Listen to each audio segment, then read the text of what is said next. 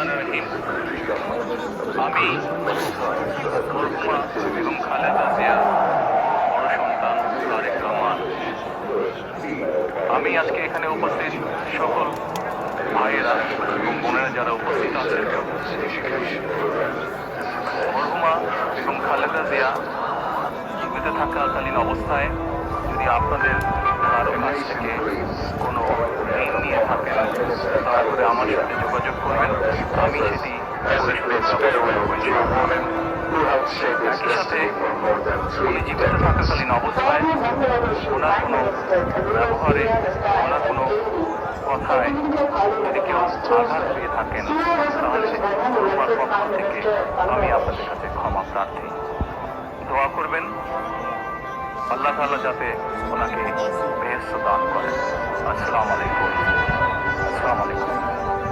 প্রতিহিংসা, প্রতিশোধ নয়, পারস্পরিক ভালোবাসা, ভ্রাতৃত্বের মাধ্যমে আমরা সকলে মিলে আমাদের প্রিয় মাতৃভূমিকে, বাংলাদেশকে সত্যিকার অর্থে একটি বাসযোগ্য উন্নত গণতান্ত্রিক রাষ্ট্রে পরিণত করব। আল্লাহ হাফেজ। বাংলাদেশ জিন্দাবাদ।